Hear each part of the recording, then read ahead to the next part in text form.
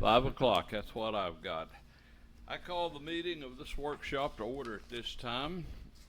No one has registered for the public comment period, so we'll move on to the call meeting agenda. First, we have ordinance number 1041 to rezone partial 56.09 of Monroe County Tax Map 023 from C3 to M1 on first reading. This will rezone a parcel owned by Walt Lane to industrial zoning to aid Glassmaster in their intent to expand. We talked about this a couple of times, and John has filled us in on this. So is there a motion? I make a motion for approval of ordinance 1041 to rezone to M1. Second. Motion made and second. Any discussion on this? Any questions? Okay, if not, a roll call vote. Jessica? Commissioner Hughes? Commissioner Mosier? Aye. Commissioner Richardson? Aye. Commissioner Jinks? Aye. Commissioner Stutz? Okay, the motion does carry. The second item on the call meeting is ordinance number 1042 to establish a city administrator.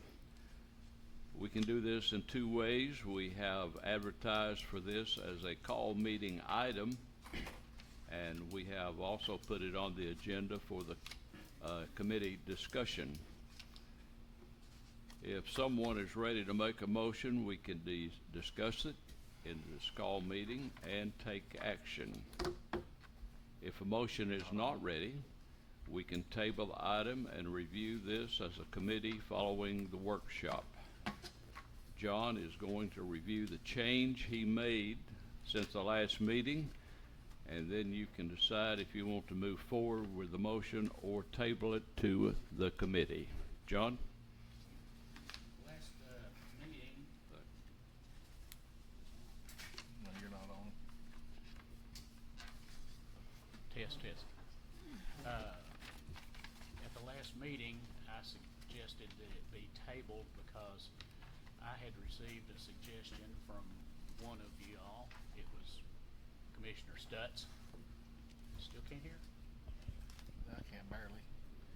Yes, Commissioner Stutz had made a suggestion or asked the question about changing the ordinance so that instead of just changing the name of the recorder, we actually created the position of city administrator, which was really easier in a way. Would have been easier if I'd started out that way drafting it, but most of the work was still done to change it, and I told him that I thought we could do that, and so, but I didn't have it done by the last meeting, and that's what this draft that you have in front of you is. It doesn't really substantively do anything that we haven't already talked about as far as when we were going to change the name. Basically, the first or the second whereas paragraph on the second page cites to the charter that authorizes you, in addition to the offices required by this charter, the board may create and fix the compensation of such offices and positions of employment as deemed necessary for the efficient operation of the city. And that's exactly the reasons that we had for making the changes in the first place. On section 5,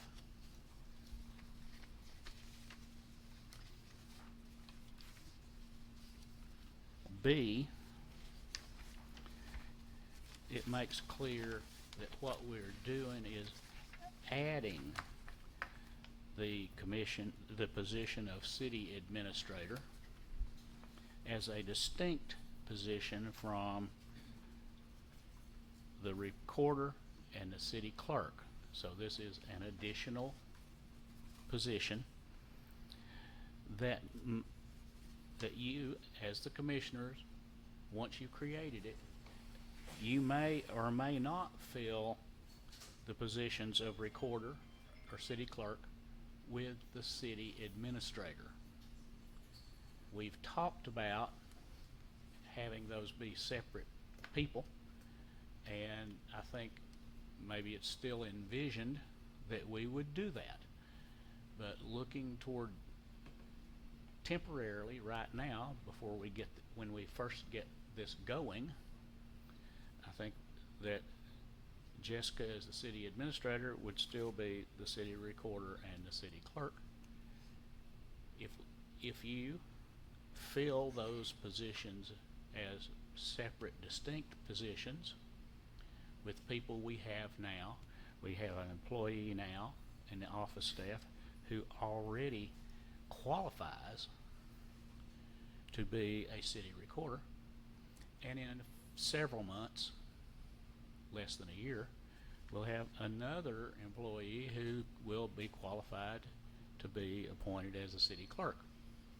So that might be what you end up doing. But then, who knows, a few years or a lot of years from now, maybe it would go back to where you as the board or whoever's on that future board might want to consolidate those again into one or two or positions. So that's what that provides for.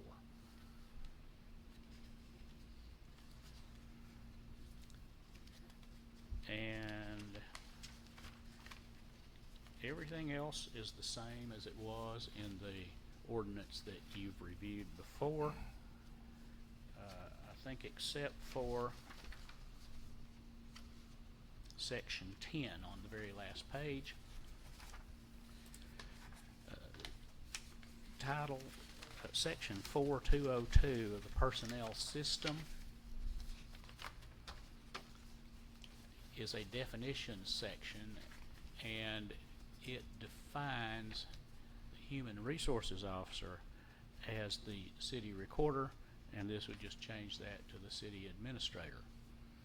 And as you all have discussed before, the personnel system has a commissioner assigned to the personnel department, and notice the difference in the wording, personnel department, but human resources manager. And so this doesn't change that. The commissioner's responsibility is not day-to-day human resources management. It is policy making, recommendations to the board, so it doesn't really change that part of it.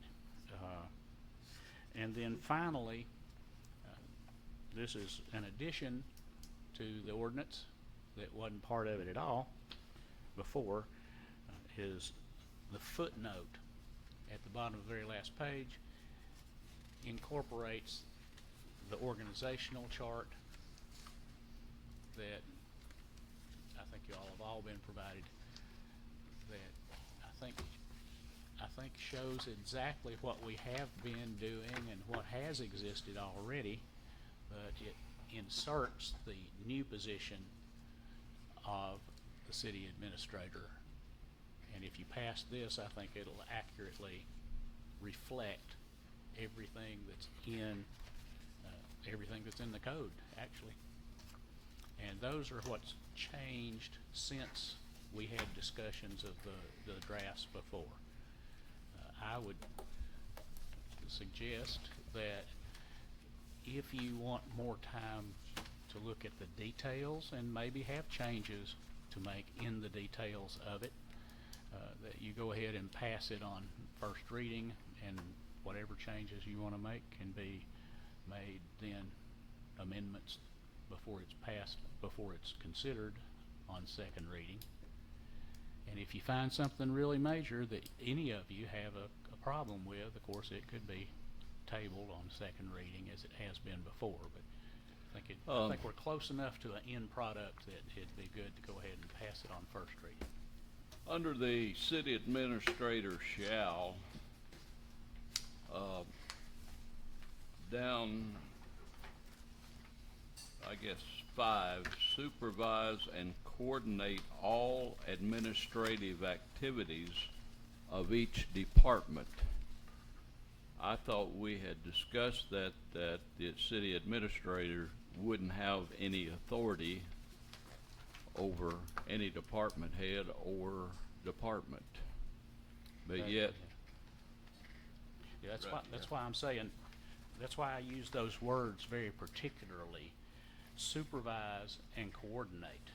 In other words, know what's going on, not just day to day, but in many instances, hour by hour, and coordinate those, but coordinate between the department heads so they know what each department is doing.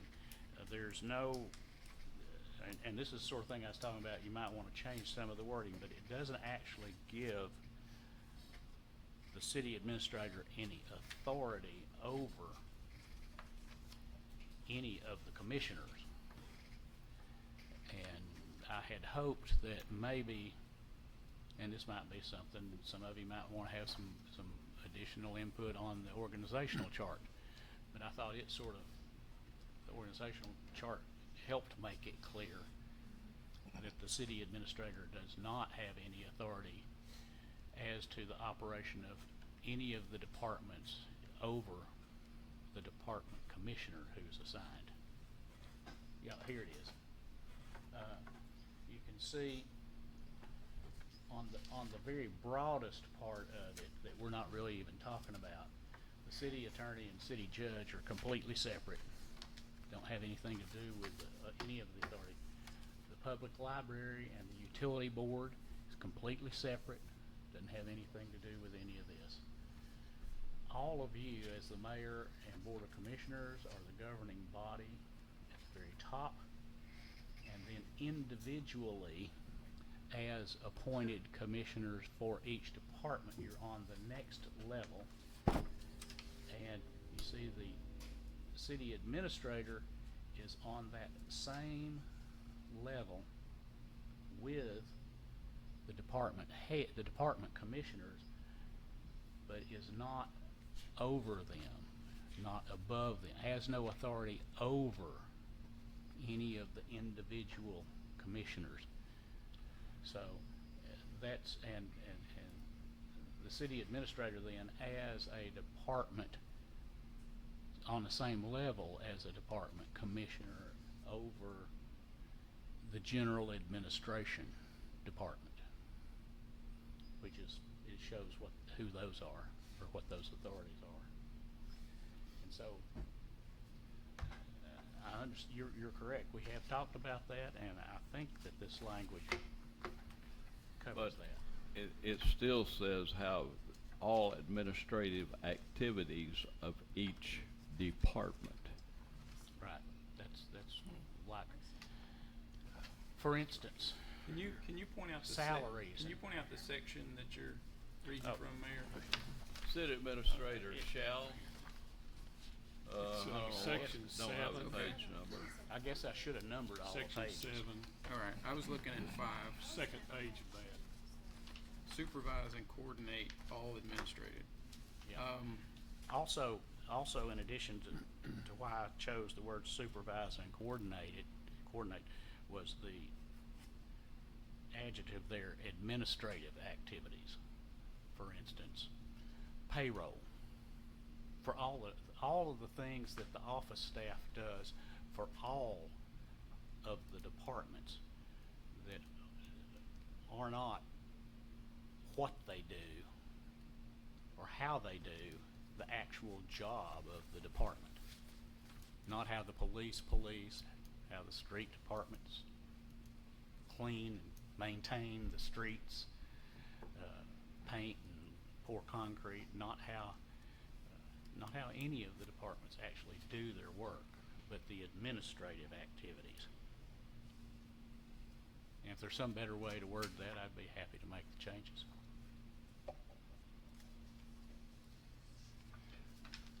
Do we need more time to study this, look this over?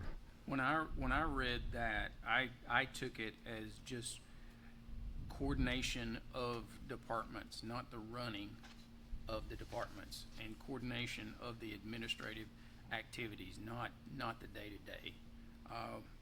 But as I often say, I'm just one.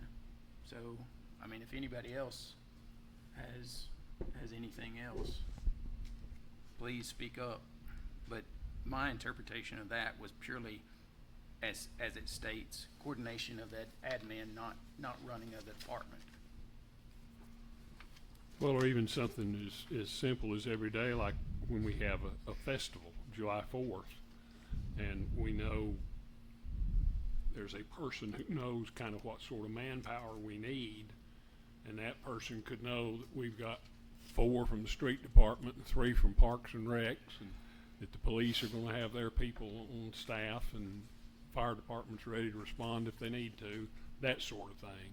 I don't think it's telling the fire chief, you need to have these trucks at this place, or the police chief, you need to have 12 people available that day. I mean, that's a decision he makes to police what he knows the situation to be. But we have a person in place that then knows that everybody knows where they need to be and when and what their responsibility is in something as simple as that.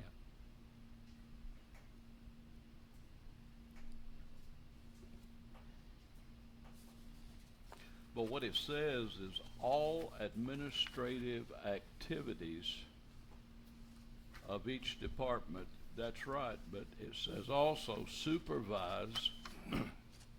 The word supervise means to oversee it, I understand. Is that what you're shooting once, at? Once again, my interpretation is if you take out and coordinate administrative, what is being supervised is the administrative section of that department, not that department, but just the administrative part of that department.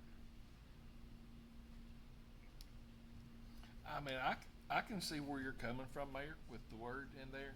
And I'll go back to something that I'd said once before. You know, Jessica understands what it is. But 50 years from now, when we let her retire, the next person may take that That's exactly in a different right. way. Well, let me, So, I mean, I think, you know, whatever, I understand the message and what it means as let well. me ask just the this, same. as far as the wording that goes, if we just took out supervise and, I think that will would that be sufficient. get it closer to what, Yeah, at that time, Sure. yeah.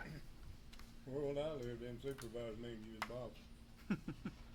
I mean, but I can see where the word supervise with somebody that doesn't know how the city does things now comes in, and we have to hire, like I said, it's many, many years down the road, could misconstrue that to be in, you know, that they're over that part. I see that. well, does, I mean, it may But I be, think the it may be supervise and- appropriate right now if anybody wanted to move to amend this draft to take out the word supervise and you all may pass that on first reading then, and who Has knows? everybody had a chance to look over this on the Mhm. phones and everything? Yeah. I Yeah. had not been gone.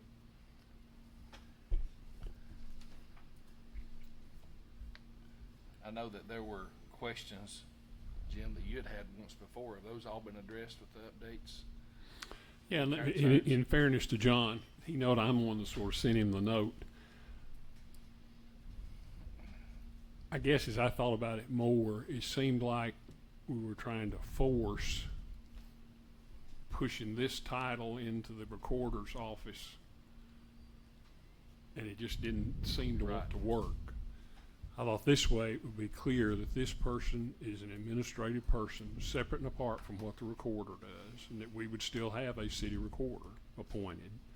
And that as this chart shows, you know, those are the folks that would be considered part of the administrative division of our city government. Might need to add, I think, the IT person to that, and maybe public relations from a citywide standpoint. I know each department has their officer that deals with individual situations, but I think citywide announcements or public relations or advertising or whatever you want to call it probably ought to be under that office too. But yes, to me, I think this gives everybody a picture too of what it is we're intending the result to be when we pass this ordinance. Well, with that being said, I will move to amend this by striking the word supervise and to approve the amended version on first reading. Second.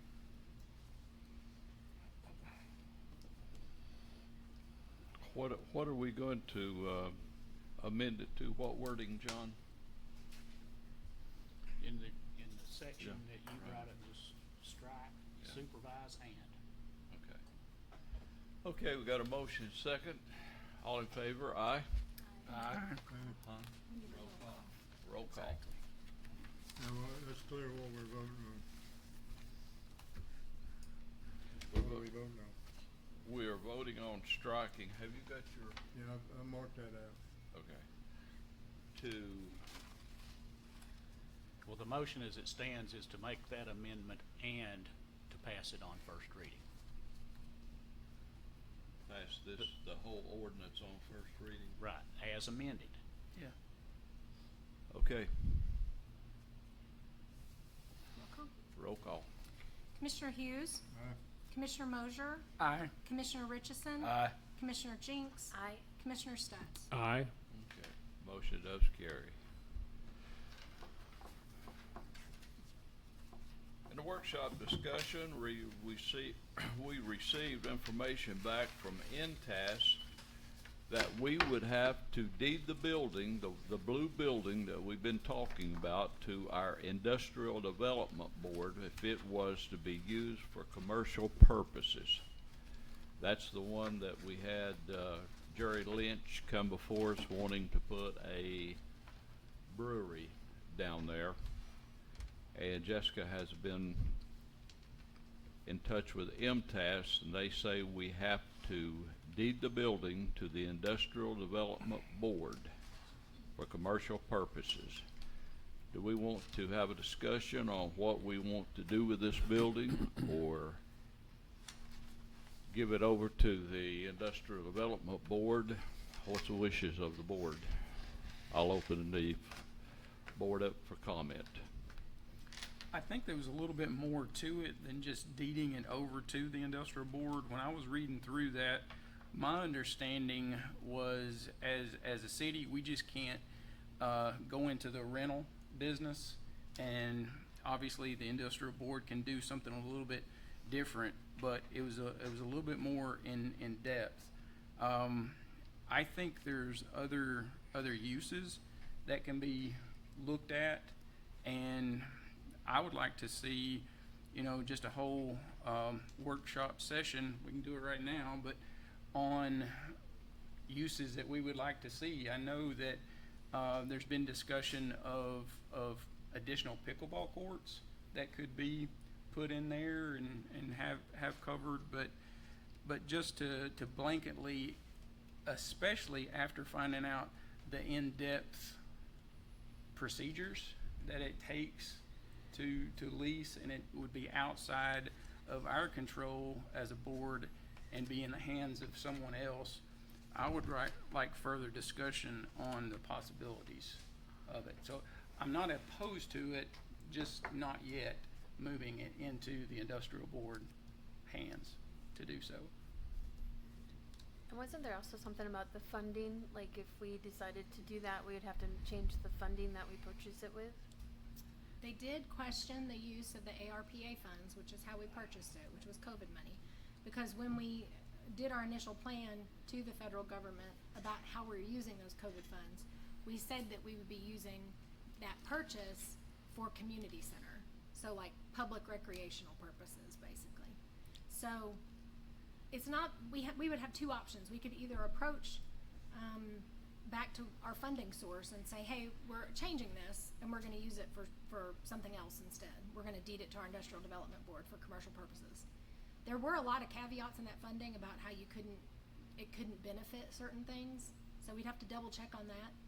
The other option would be the city just takes $300,000 in fund balance and pays the COVID money back for that amount, which was what those 3 additional buildings were purchased for. We So- could keep that money to redo the community center and still use the balance of that for the community Could. center? Or you could use those properties as additional community center I was about to say, properties. that Or say would that's the kinda- eventual Is it intention. possibility to If that was the incorporate initial those intention. into the community center? Because, I mean, more the better, but the way Sweetwater's growing, they're going, I think the more you have to do community-oriented things. Think we ever change the intention away from being a community center, our safest bet would be for us to repay that COVID money from fund balance and say that we use that money for something else related to the community center, or we're technically allowed to use it for general operations. So it could pave streets, it could you could help pay the garbage contract, like there's a dozen other things we can use it for. They became much less restrictive about how we could use that COVID money as it went along for cities that got less than $10 million, which we got way less than $10 million. There's lots of stuff we can still use it for. If we think there's a chance we may not use those properties as community center properties, we should probably have the general fund pay back the COVID fund, that 300, I think it's actually 325,000. Then we could do with it what we wanted. Well, then we could do with it what we wanted without funding restrictions. We would still, if we used it for what MTAS, the wording they used was for a public purpose. That would fix the funding question though, is just repaying it. Just taking it out of general fund instead of out of the COVID money. Well, here's So the that would fix the funding issue, but the MTAS issue is it has to be used for a public purpose. A commercial brewery is not a public purpose. So we can use it for recreation, we can use it to house a department, we can use it for storage for Christmas lights, we can use it for anything that's a public purpose, but we can't give it to a commercial business or rent it to a commercial business. The Industrial Development Board has some options where they could do that, but they have to be the deciding board. We would have to deed the property over, completely relinquish it as city property, and give it to the Industrial Development Board, and then they could decide who to lease it to commercially but or here, industrially. here's the thing. We got 3 buildings down there that we have bought, and they're sitting down there. And I agree, they're in bad shape. We had a lady come in just last week, went down and looked at the office building. Did she ever get back? I don't think it's quite the layout that she's looking Yeah. for, and I gave her 4 or But- 5 other commercial properties downtown that she could. But there's interest in those buildings. And I think the perfect opportunity for this brewery is he's going to spend about $150,000 on the upgrade and fixing it up. $150,000 in my opinion is not gonna be nowhere near of what needs to be spent. Well, And that's the start. My concern is we have these properties where they're right here in the middle of town, and if we relinquish control from those, then it's outside of our decision making. And we may get individuals that come in here and present a full, complete, documented plan of what that end result is gonna be. And if I am presented with a plan that sounds like it would work, then I am more than willing to discuss handing that over. But from what I have seen to date, there is nothing set in stone or in a flow chart that tells me that end result, everything has been thought out and is workable. That's my concern as far as just giving this property away. I am more than willing to hear any and all consideration. It's just this one didn't check all the boxes for me. This one, you're referring to the brewery. Yes, Yeah. this particular one, and it's like I asked the gentleman, there's a whole lot more that has to be thought out and considered. Maybe they come back and they've got all those, but for me to personally make a decision to just hand that over and give it to the industrial board, I'm not ready yet. Well, what use is an industrial board? If it sounds like to me you don't trust the board to handle city business. What I said was, I haven't been presented with an option that makes me want to turn it over to the industrial board. I want more time. We've not even said he could have it yet. He come to us wanting, hey, what can we do? And we have not returned any information to him whatsoever. I'm returning information right now by saying that particular plan did not prove to me that project was a viable, feasible project to move forward with. That's all I'm saying. At this point in time. If I could ask a question, if we turn this property over to the Industrial Development Board, deed it to them free and clear, where does the benefit to the city come back? Where does what? The benefit to the city, where does the city benefit? Well, it goes from into a our coffer, don't it? From $300,000. No. Where does the money go? It would go to the Industrial Development Board. They're a separate legal entity with their own bylaws and charter, and we would not get money off of it. So if you we deeded would it have to the spent Industrial 300 Development grand Board. and have nothing in return. Why And not you just could- turn I around mean, and sell it? In Yeah. some cities, the way this works is you don't necessarily give it to your Industrial Development Board, you sell it to your Industrial Development Board. Your Industrial Development Board pays for it, but our Industrial Development Board doesn't have funding. In fact, I don't think that Industrial Development Board has met in 10 years. They've certainly never been to any training on how to move forward with this type of procedure. So if that's the route we decided to go, there'd have to be a lot of steps take place to prepare our Industrial Development Board for that kind of action. My opinion would be, and I'm like Sammy, I'm one of five, is we explore options that we may be interested in that are going to benefit the city, and if we come to dead ends on those options, and there's not going to be any return on investment to the city to turn it over to the Industrial Development Board, put it on the market and sell it and recoup your money and get it back on the tax roll with somebody. I mean, but I think there's uses that the city can find for those buildings, hopefully with very little work to be done to get them in shape to do something with them. I mean, you're not going to have immaculate offices and things like that, but I think, getting ADA accessible restrooms and things like that in these buildings that, with the growth percentage of the city, I think we can probably find something to do with them. Sam, when you mentioned pickleball, was you referring to inside? I mean, that's one of the uses that I have heard thrown around just in brainstorming. Pickleball courts in a covered interior area. And let me reiterate, I'm not saying no, I'm just saying no to handing it over at this point in time because of just looking and exhausting more and all options. So what are you gonna do on, are we going to, even with Sam's suggestion of a pickleball, are we going to still consider refunding the $300,000?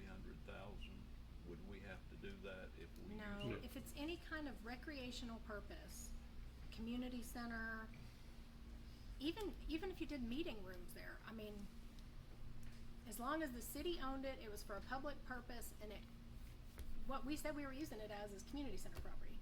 So, if it's something anywhere related to that, we don't have to change the funding at all. We can leave it just like it's already been done. Okay. Well, I'm gonna leave this open for more discussion, at a later date. We'll bring it back up. What would be a deadline on having to repay that money if we decided to go to a different route? I think that the final report is due to the federal government in April of 2025. So we have probably until April anyway, Okay. before we need to actually make a transfer and issue a final report on it. But if we use it for something we want, as far as recreation, we don't have to pay the money back, right? That's right.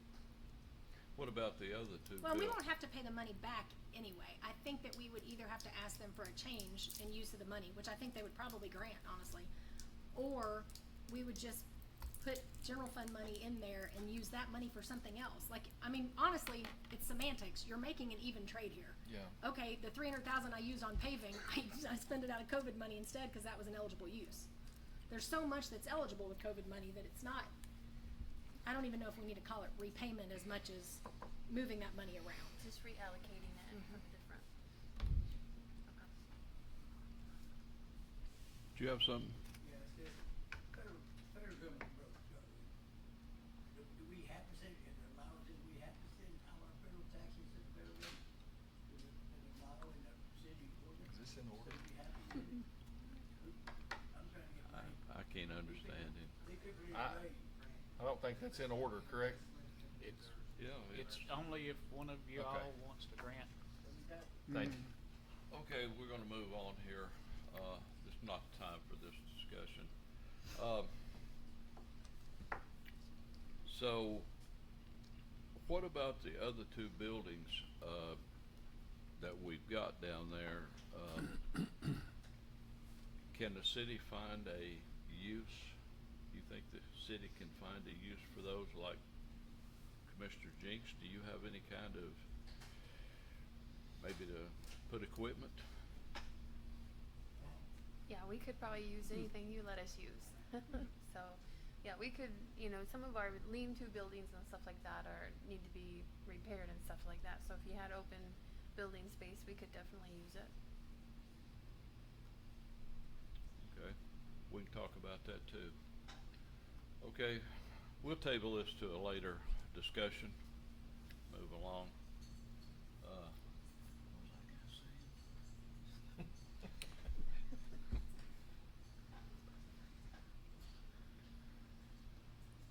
Do we wanna go ahead and put it on our next workshop? I was People be gonna say, thinking about that in the let's- meantime, Um, alternative uses. I think one of the things that might be helpful, I don't know about tonight, but maybe the very next workshop is we, after we finish here, go down there collectively Yeah. in a called meeting and walk through and just brainstorm together down there. Did we get a floor plan of those buildings, or did you print one of those at some point in time? Do you remember? I mean, those buildings are old enough that I don't even know that there was a floor plan on them. But, I mean, I've got keys. You know anybody that Anytime y'all might wanna could walk figure down there, that out for We us? can do that after this meeting. Call Eric and see if they have anything on file. And if they're not taken off the wall, there's a sketch at areas showing exit out, it's just a sketch. And Well, if and they're the- not taken off the wall. The property tax data has like an outline of like square footage and things like that, so there I is mean, kind I of would, like a if I generic could get site that, plan. I'd like to look over that while I have We spare got time. On the survey, and, that's the stuff that we got done recently, but as far as like old blueprints or drawings, I don't know, any Eric may have some that you can, I'll see. Thank you. August 26th. It's possible that's gonna have to be a called meeting also, for a liquor permit, but August 26th is our workshop. This is actually on the August 5th agenda. I can take it off the August 5th agenda and put it on August 26th, I and we think can so. plan to do a walkthrough. Yeah. Yeah. I mean, I can even advertise it that 30 minutes before, but it might be a little cooler if we wait until afterwards, cause, Yeah. it's That'd be fine. gonna be hot down there. So we're gonna have a walkthrough on August 26th. Is that good? Do y'all wanna do Yeah, that after after the, works after better the for me. workshop? After the workshop? Okay. Okay.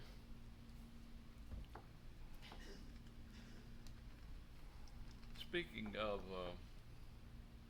was talking about the recreation, I'm just gonna bring that, how are we coming along on the blueprints and getting the community center? We will be ready to send it out to bid at the end of September. Okay. So we'll, in the coming 3 to 4 weeks, we'll meet with the engineers and get everybody involved, because they'll have specific questions that relate to the spaces, and I would like y'all to be a part of those engineered questions and answer scenario. But we'll be ready to bid by the end of September. We get paid for it? Yeah. Okay. Commissioner Mosier has requested to review the Biggs building tonight.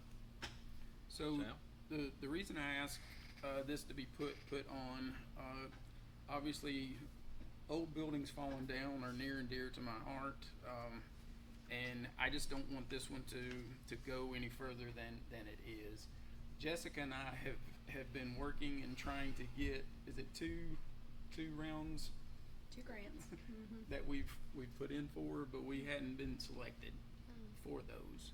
I have talked with a brick mason that has given us a quote to basically rework everything masonry on the structure, to basically fix any deterioration, cracks.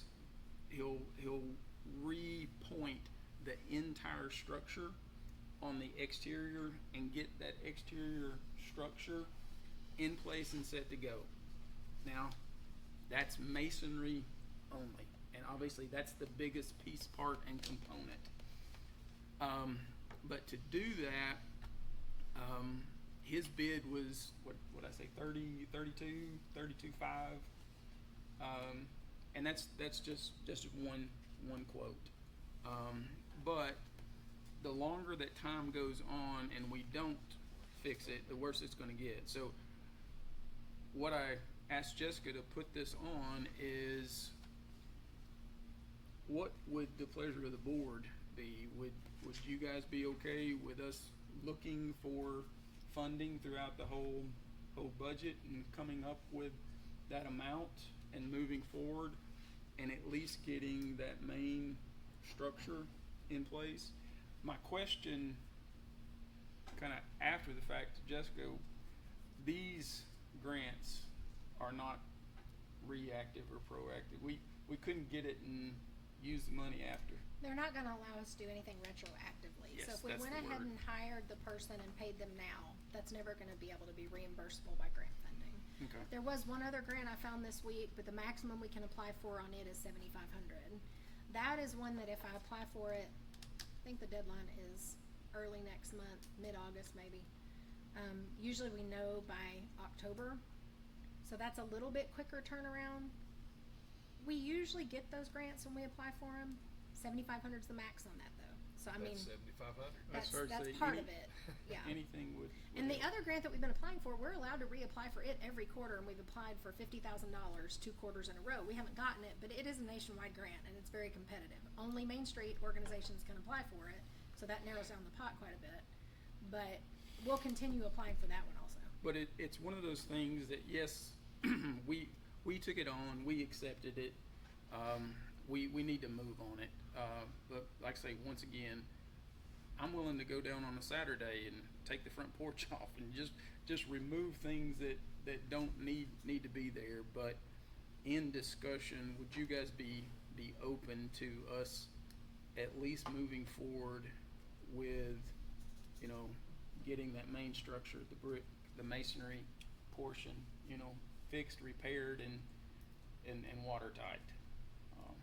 What are you gonna do with it after you do all this and spend that money? Well, we could create, just one thing right out of the gate that we've talked about in the past, Lamar, is a co-workspace. If we got it fixed into a usable structure, there are grants and entrepreneurial things that come through Main Street that it could be used for folks to set up just temporary, try out a business. They don't have to buy or purchase, but they could just use that space. So that's one. You don't have water, you don't have sewer, you don't have Well, power, anything. obviously, all of that would have to come in place. So that's more money. It is more money, but through the Main Street program, through the entrepreneur grant, we can build that. But I just think, me personally, investing in the oldest structure in town is the right thing to do. I just asked a question. No, I know, and I I'm gonna tell you why I'm asking questions, because I've got a grudge against that house. I didn't know that. Front porch and fell through it. You go down there and watch Sammy tear the front Yeah, porch I've down done on it. Saturday. I Well, tear the house down. And with every board I pull off, I'll say, "This is for Lamar." Good deal. Go to the dumpster. But I know how fast things can go. Obviously, we've had it for a while, and I just wanted to put it out there for discussion, and What, discussion, approval. do you have any kind of, didn't we get an estimate on kind of refurbishing that at one time? I know we got a report, a structural analysis Yeah, report, Maybe that was it. but that's as far as it went. It didn't come with any No money attached no to it. no numbers required. But I was merely going to reiterate again that main masonry structure is the project. Obviously, if we get that fixed, then we'll look at doing a roof. I was about next. to say, is that gonna be okay fixing that and the roof still being the shape that it's in, or is that something we need to look at? Because you have a decision, you have two choices, either fix it or tear it down. Right, and I don't. And I'm not gonna take the phone calls about tearing the Biggs house down, I'll just tell you that right now. I think we need to preserve it and make it look as good as possible, because that's the oldest house in Sweetwater. As a matter of fact, my grandmother lived there. And, Yeah. to answer, I'm gonna speak out of time, but the masonry is a freeze-thaw worry as much as it's Sure. anything to keep it from deteriorating. So this is something needs to be done for winter. It would help. I mean, time is always of the essence. Obviously, we're fortunate so far, as I well know, and y'all do too.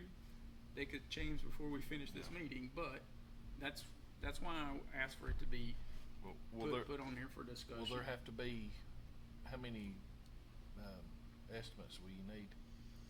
So if we move forward with the masonry and it is in the 30,000 range, that's above our 25,000 bid limit, so we'd have to take sealed bids anyway. So what I would propose is, let's go ahead and draft bid specs. Me and Sam can work on those to make sure that we get someone that's bidding apples to apples and not just coming in to undercut.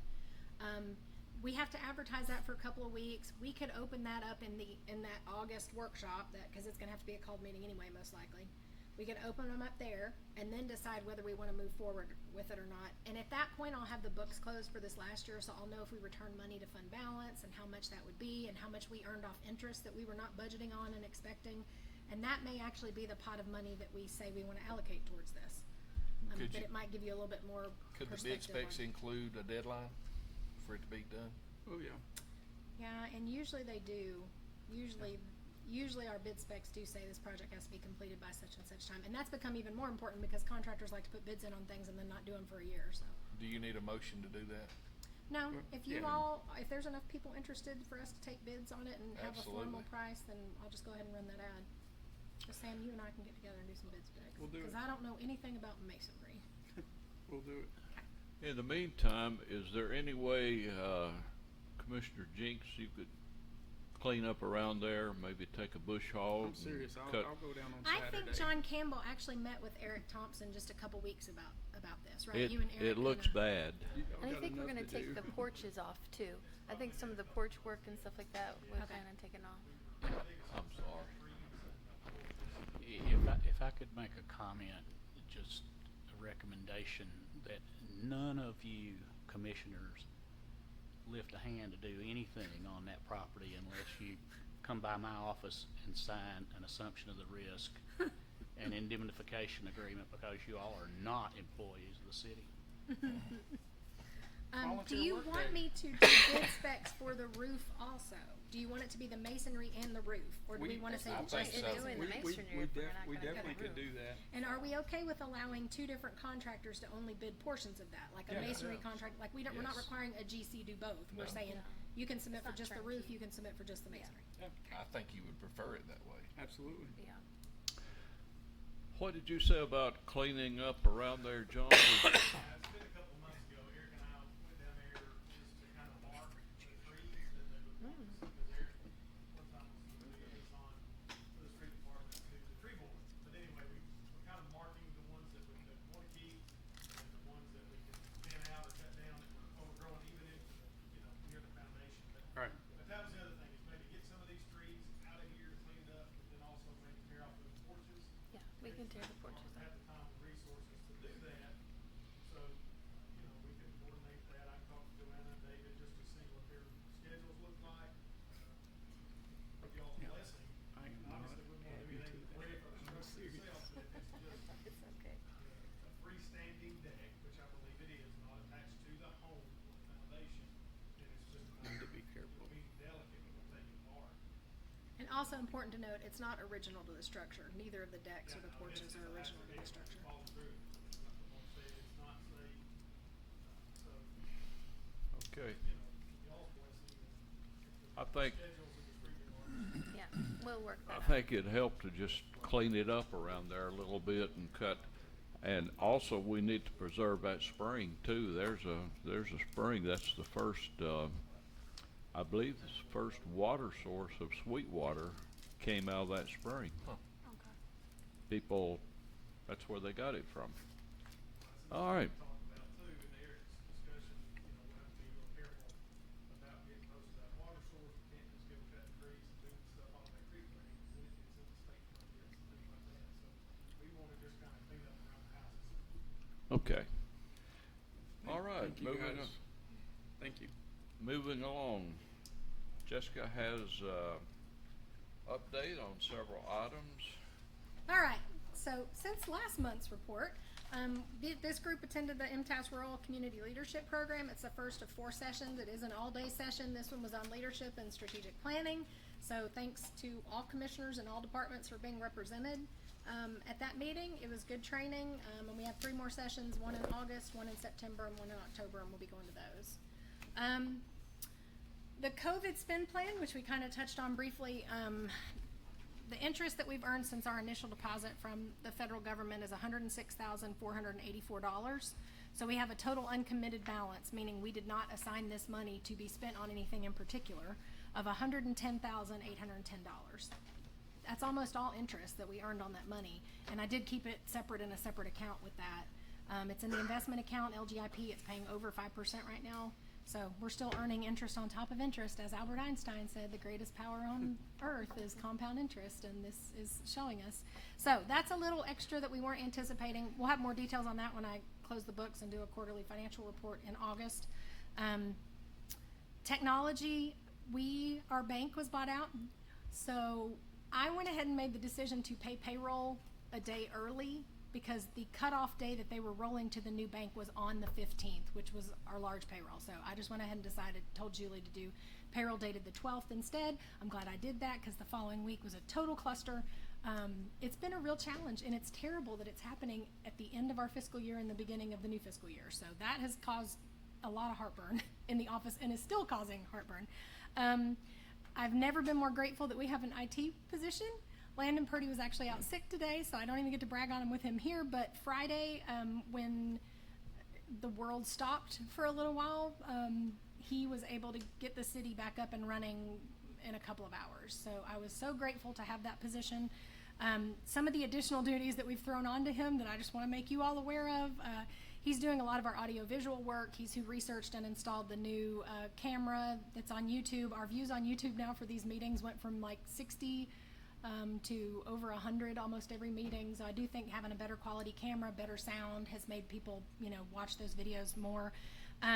He's also recorded all the 150th celebration videos with the Honorable Larry Anderson, who has been our kind of historian through that process. And they've got 12 videos that they're working on that are different history of Sweetwater, and those are all going to be published in January on the YouTube channel and on our website. He's worked on our security cameras. He sets up the sound and audio, and for the board meetings, I had to call him today and say, I know you're sick, but I need you to tell me how to start this camera. He posts the new public notice requirements require that our agendas be posted on the website 48 hours before the meeting, so he's been handling those, putting all the copies of the minutes once they're passed up on the website so that those are available and nobody has to do a public records request for those. All of our agendas and meeting minutes are now on the website. He assigns new employee emails, phones, any tech they get, laptops, upgrades, all of those things. Landon's handling all that, which has taken a lot off the front office, enabled us to not muddle through things we don't know what we're doing in. So I just wanted to point out how appreciative I am that we did this IT position, never more so than Friday. So that was a good thing. We got our final Moody's rating. It did not change. We are rated AA3 I almost hesitate to say this because I'm not 100% sure it's fact or not, but I'm pretty sure nobody else in Monroe County is rated. I think we're the only city that's rated. We may be the only city our size in East Tennessee that's rated. We got rated by the rating agency, by Moody's is what this specific rating agency was, but we also got rated last summer by S&P, by Standard & Poor's. We got rated because it helped the utility board acquire cheaper debt, which in turn helps the city too. It means our debt is cheaper. But the good thing about the Moody's rating, it's a pain to go through the rating process and answer all these questions and you know, stuff that I learned 20 years ago in college, I have to pull back to my brain and be like, what does that term mean? Or I have to Google it real quick. But so they're kind of intense, but they give us really good data. So I just wanted to point out a couple of the things, and I'll include this in my quarterly report too. But our debt compared to other people who have the same bond rating, which again are probably cities larger than us, because most cities our size they're not rated at all. But the other cities that also have an AA3 bond rating, their debt is almost twice what ours is. So ours is hovering, 16 to 20 million. Theirs is in the 36 million range. So, I mean, and ours, of course, includes a school board and a utility board. So our general government debt is very low compared to those other cities. Net pension liability, which used to be a real concern for us because the utility board had a large unfunded net pension that they have worked very hard to decrease that unfunded liability. And of course, we have continued to overpay our pension for our employees so that our unfunded pension liability goes down also, which is a positive thing. Other people with our bond rating have about twice the amount of unfunded liability in their pension plan. So that's a very good indicator for us. Long-term liabilities ratio, other cities with our bond rating have 244% liability ratio. Ours is at 65%. So that's significantly less than other cities with our bond rating. And debt service is what they're paying each year in debt. So the principal and interest that they pay out of one budget year. Other cities is around 2.4 and ours is at 1. So again, almost double what our ratio is for debt service that we're paying out of general fund budget every year. Also, this was interesting to me because, again, we're probably comparing to cities that are larger than us, but their annual growth in real gross domestic product for that city, other cities are at 4.9, and ours is at 6.2. So our gross domestic product growth is actually higher than the other cities that are more than likely larger than us and have the same bond rating. So again, that's all public record. It's on Moody's. You can search it and see it, or I can give you copies of the reports. But us compared to other people that have the same bond rating as us is very good. The one indicator that is negative for us compared to other cities is residential income. So the people who live in Sweetwater, their incomes are less than what the other cities that have our bond rating are. Which again, those other cities are probably more urban. So I mean, there's probably more population. But so that's the one thing that we kind of still aren't top of the world on, is our residents' incomes. So our poverty rate, again, is kind of what holds us down in a lot of those things. They would actually still like to see more available fund balance. We have a very healthy fund balance right now, but that would probably be the one thing. Having even more available fund balance might raise our debt rating. I don't see a city our size being able to get to the next rating up. I just don't. I mean, it's not impossible, but it would be very hard because we just don't have the long-term. You only have so many residents you can tax. You only have so many businesses inside a 5-mile radius. So it would be really hard to expand what that tax base could be unless we annexed or made ourselves larger. So that's the Moody's rating. Grants. Again, I'd always do an in-depth grant when we do the quarterly, but these are just the grants that we've gotten since the last meeting, so I thought we'd tell you about them. So in the last month, we got a FEMA equipment grant, which is applied for by John Anderson and Tripp Hall. I have nothing to do with that grant, so 100% of the credit goes to them. We got new fire hoses funded through a FEMA equipment grant, which is very expensive, so good job, guys, on that, and we're working on that. Also, Sweetwater Police Department got a $15,000 grant from Norfolk Southern. It's a private grant. Which means the paperwork is a lot easier, which is about time we got an easy paperwork grant for the police department. That's great. Accident reconstruction equipment is actually what that's for. And it's not just accidents around the railroad, it's accidents in vehicles, it's accidents on highways. So that reconstruction equipment can be used in several places. So they're paying $15,000 for that for us. We also got a $10,000 mural grant to do a 150th mural that kind of shows the history of Sweetwater. Where's That's it gonna go? $10,000. We're talking to a couple different property owners. More than likely it will be downtown. That's where we have the largest amount of brick walls that are available, so it'll probably be downtown somewhere. I imagine it will probably kind of reflect the railroad in part of the design, since that was so central to the beginning of Sweetwater and the creek, so it would be appropriate for it to be down near that area. Talking about a couple other grants that you already knew about, but things have developed on them in the last month. The green space, I put the bottom banner down here. We ordered 3 of those. The construction fencing will go up July 24th. So you're gonna see the area around the train car covered in construction fencing around July 24th, and we're gonna put 3 of those banners on the outside of that construction fence to help the public know what we're doing and what the concept is. Hopefully that'll save some phone calls to City Hall and to David and Joanna and help people kind of understand what's gonna be going on. So you'll see that starting. Also, the railroad, we actually got this grant, Mayor, how long ago was the railroad grant? 3-4 years ago? It's been a long time. We actually have 3 separate grants: the Walnut Street crossing, the Monroe Street crossing, and the North Street crossing. So what that grant has already paid for is the 4 new light poles on the back of the parking lot downtown. They've already been installed. They already have extra electrical capacity on it, so we can put more vendors in that parking lot during festivals and things. So the purpose of that was safety, though, to light that area up better. They also provided markings on the pavement. They had a professional marking company come in and do markings leading up to the railroad, so those were redone. And then what you'll see, I have a picture of it because I needed a picture. If you'll look, this is the Monroe Street intersection right down here. You see there's this small black box hanging on the line next to the lights. So this is the newest addition for the railroad grant. What that will do is if the arms are down on the railroad tracks, that will light up and it'll say do not cross, or do not turn, sorry. So it's telling traffic, you got a red light right now, but also don't turn, because we're not trying to block in traffic around that. So that, again, has been in the works for 3 to 4 years. It's just so happens that it's now been implemented and put up. It is not activated yet. There has to be coordination between the railroad, the utility board, to make that happen, and we have to send it back to the consultant. Teresa was here a couple of times when we awarded bids. I think you all met her, but she's here. She's a consultant hired by TDOT to help with this. She has to come and inspect it first, then she'll arrange the coordination between the railroad and TDOT. So I really don't know when they will become active, but at some point before we are paid out for everything, those will become active, and that will close out those 3 railroad grants.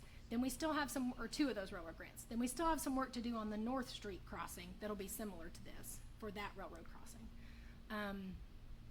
So that's what those are. That's what that will do. A couple of the other things, we've been in discussions. I know Eddie and David met today about possibly putting up some signage where we have paved Railroad Street coming out in front of there. That is a real street. It always has been a real street, but now it looks like a real street.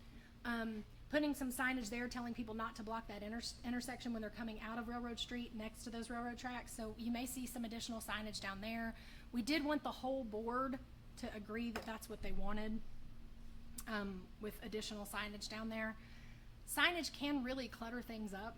We don't want downtown to look cluttered, but I do think that there's good reason, especially with these signals and things down there, to have an additional sign. So does anyone, are you comfortable deferring to the police chief on that and him deciding the signage? Do you all want to make recommendations or thoughts on that? I say we trust Eddie. Is everyone okay with additional signage down there? Is anybody opposed to it? We're gonna wait till the railroad does their thing. Till they're totally finished, yeah. Because this may solve a lot of the problems, having the do not turn arrow. Well, they may have a plan that's included in it. Yeah. Because anytime you speak with one of them, they're waiting on the supervisor to get And when we met with the railroad initially for this grant, there were at least 10 people from the railroad and 10 people from TDOT there. I mean, the experts have looked at it, so, yeah. And then the last thing I had is the street pavement plan. If you all want to look at this up close, David and I spent about an hour this afternoon going through. Some of these projects were done in November. So this is our first step pavement plan that we had the professionals come in. Turn and it video around so we can everything see it. and look at, okay, so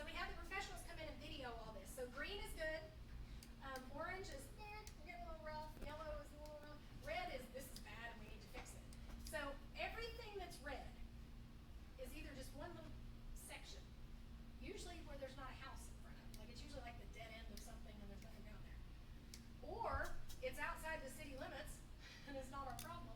Or it's being done by the STP grant that we're waiting on that's supposed to go to bid also in September. So we should be bidding a community center and this paving project in September.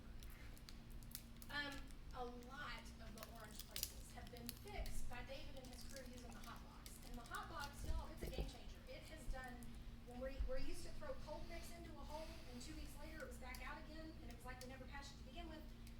They actually took the hot box and they hand asphalted that Park Street alley. So the alley that runs behind Park Street going up the hill to D&G. If you wanna go look at what they did by hand, it's like, how many feet is that alley? It's not a tiny little alley. It's a good size alley.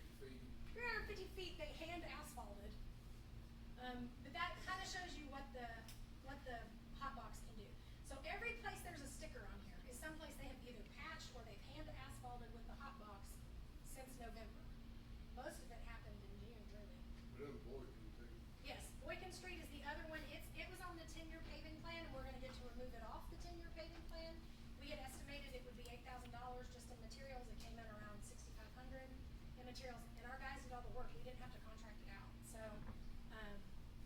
I wanted you all to have a visual. I also didn't want this not to be usable anymore. I wanted us to have a visual so that if a citizen came in and looked at it, they could. And that leads me to the 10-year paving plan. We are probably gonna update that and we'll present it back to you all. We need to get some more measurements because we were able to eliminate 3 different projects off of the 10-year paving plan. We're not gonna have to contract it out anymore because the guys just did the work with the hot box and manually using asphalt. So, that's good. But we'll give you an updated 10-year paving plan with estimates once we get measurements on the new roads that need to be on there. So, if you have anybody asking, hey, there's something wrong with my road, when are we gonna do this? We've got data to help them answer those questions. So, I think one of the questions that came up initially when we had this done, based on all the work that you guys have done, will they update that master plan? Maybe we gotta pay them again. What, They'll make us come back and pay them. And I don't, it may be less because the first time they had to establish a base map. right. So I'm assuming it would be cheaper to have them come back again. I say you give David a couple years, give him another year on it, and then we'll pay him to come back and update it again, and that'll give us a really good updated look. You don't like my sticky notes? No, I love them. It's just that with that base plan, I mean, I know how CAD works, and if that's fixed and resolved, it's changing the color. Yeah, it should make it real easy for him, yeah. And it's possible they I would. don't want to steal anybody's thunder, but I can we mean, get the honestly, CAD we version probably of that? could have, we could have Landon just take it and Photoshop it and Well, click there- the colors there to is be that. different. So, I mean, But anyway, that's just possible too. it's really cool to obviously see all the stickers, which means work has been done and things have been fixed. But obviously, the goal is to turn everything to green. And it would be cool to see a phasing plan of how that's been done. But perfect. Okay. Can I say something real quick, Mayor? Yeah. I've been around probably about 37,000 tons of asphalt going down just this year. And the hot patch that our street department does is as good as any I've seen. So I want to give props to our street You're gonna get a department raise, for that. David. It was, David said, "I'll take it." it's really a About great 1st of benefit. July of next year, I'd say. We've got some men that's willing to work. That's the reason. That's good.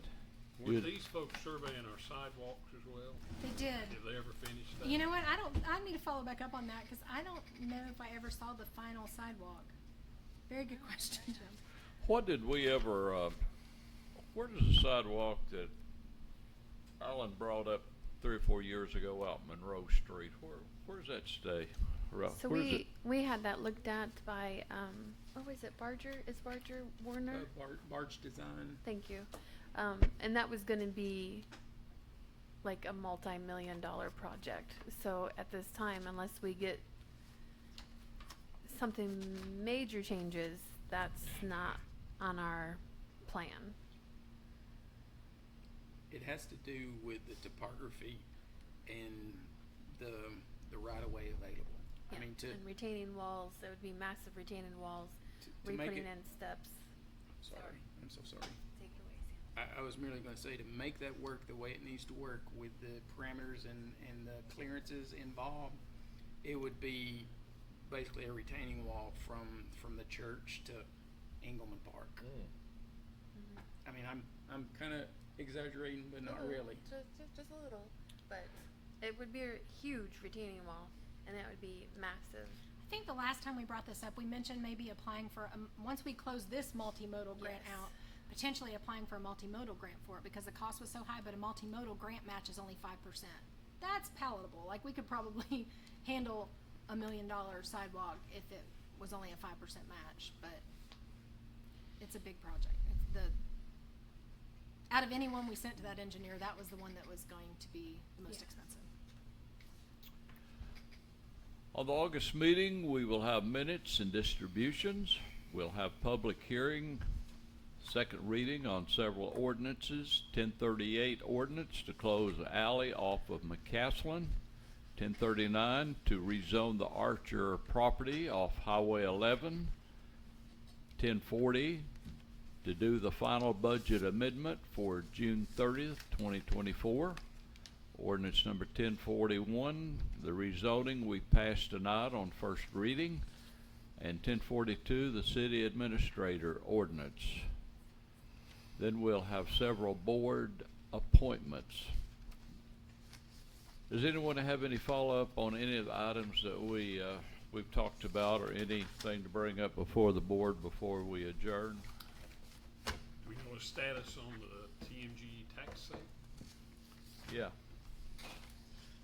The complaint has now been signed by the recorder, the mayor, our mayor, the trustee, the county mayor, and I'm meeting with Tyler later this week. And if he doesn't sign it then I'll probably be making a 911 call that there's somebody breaking into his house and they need to go in there armed and hot. Cool. But All right. actually I will be, if he doesn't sign it, I will be talking to the county mayor about getting him in gear. Is it you can't catch him, or don't? No, Why would he it's sign it?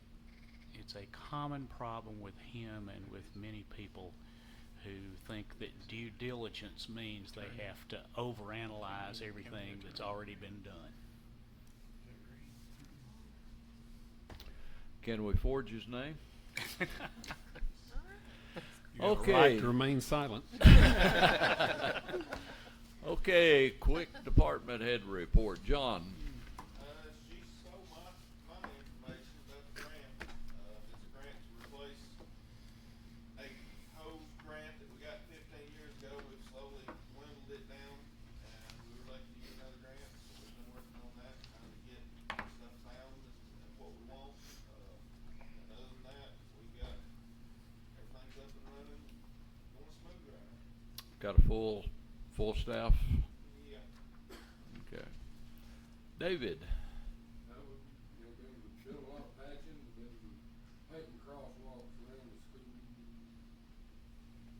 Doing, quite a bit of trimming, just basically our everyday job.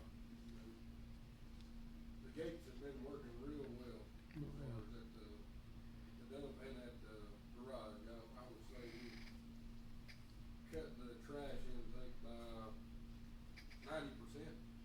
That's what I was gonna ask you. What's the That's wonderful. We were hauling, or having 6 to 8 boxes a week hauled out, and, since we put the gates up, we probably only hauled about 6 to 8 boxes in over a month. Got something I wanna say about the gates. I've had a whole lot of people ask me questions why they got the gates, and it just, and once you explain it to people that I have talked to, they have been overjoyed. They are very happy that the gates are there. I don't know what y'all are hearing, but now where is you said it cut it down, but where's it coming from now, the ones that you are carrying, the trash that's brought in? Is that from citizens? It's the stuff we normally picked up on the road. All the trash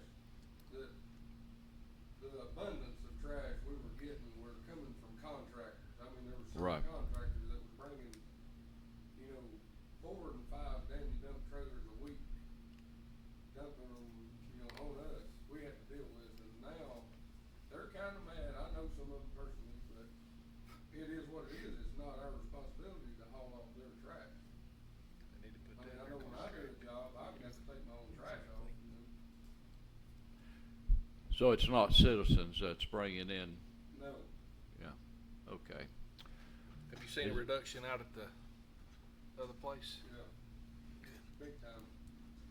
And, you know, a lot of these people were bringing it from outside the city, so That's awesome. That's true.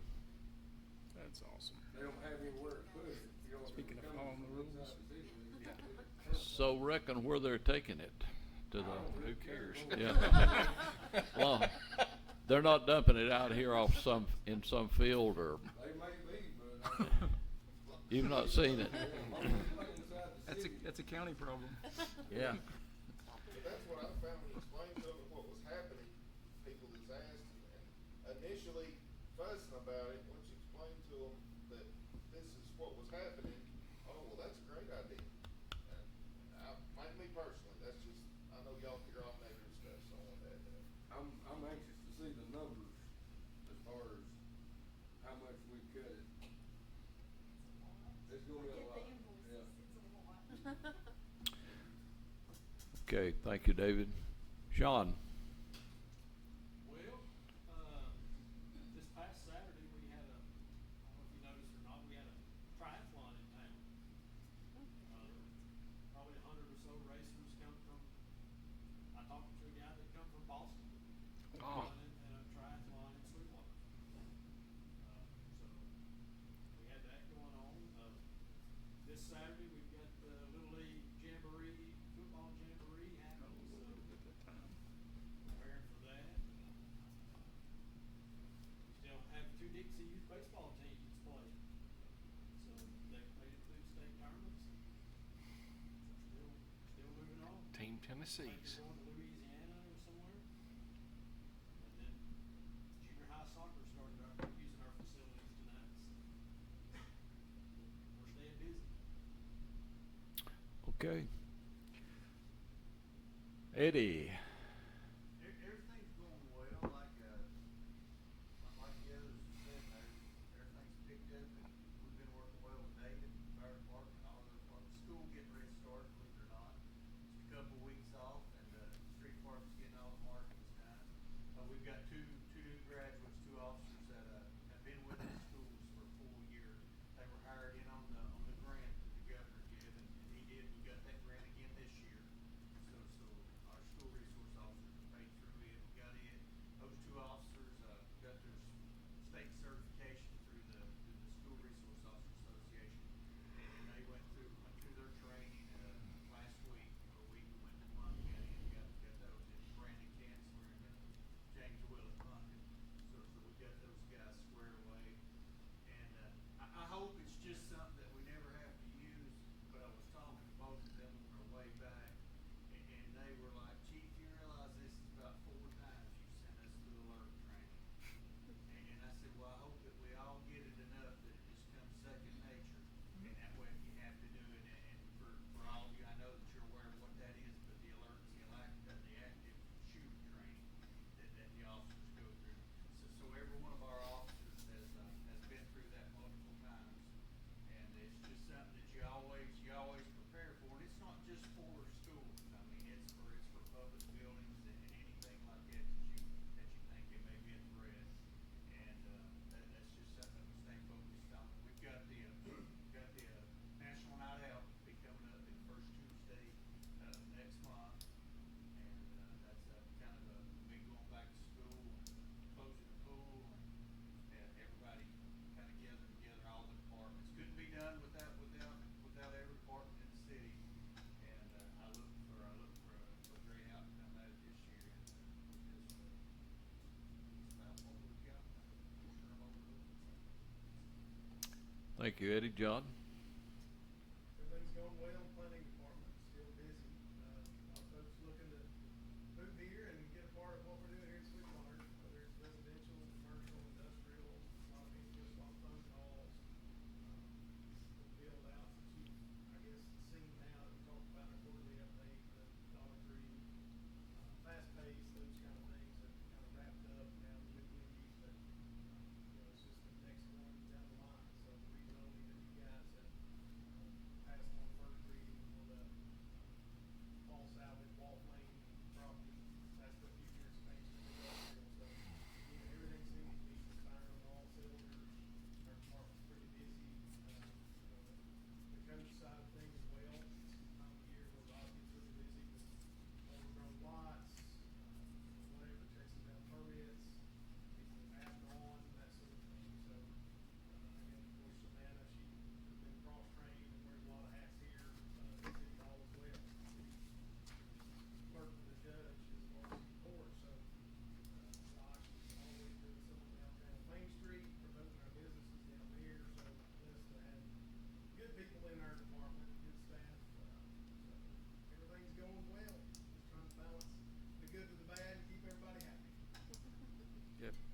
How many, building permits have we got right now going?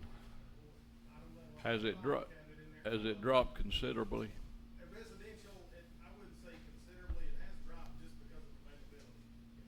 Again, going back to what we had available to build out was pretty much built out in this big move, but what available space is left, we're still getting residential building permits applied for. A lot of them, as you know, you're on planning commissions and all that is, a lot of folks from out of our area buying up parcels of land and subdividing those to buy permits to put double lines on. So the bulk of our building permits are double lines. Yeah.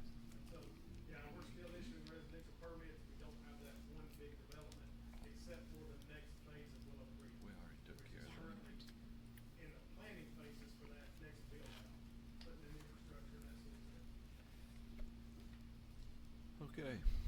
Anything else? Can I ask, what the sign is for? I think I've seen 2 of them now, right? Are you putting them up at our public bathrooms? I should. That's a great idea. Actually, the type of metal that's on, I had quoted acrylic. It was the same price to do 4 metal signs as it was to do 1 acrylic sign. So one of those is going to go here in the boardroom, and one's going as you leave the building. And then the other 2, I mean, I don't know. We'll put them up somewhere. If you want to put them in public restrooms, maybe that's a good place to put them. Maybe at the Parks and Rec facilities in general. But that was actually in the training we went to. It says leave it better than you found it, and really that's meant for policymakers and employees and customers and everybody. Make it apply to everything. That's right.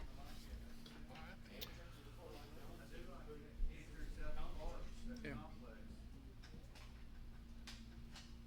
Okay, we are adjourned. Thank you for being here. We'll see you in 2 weeks.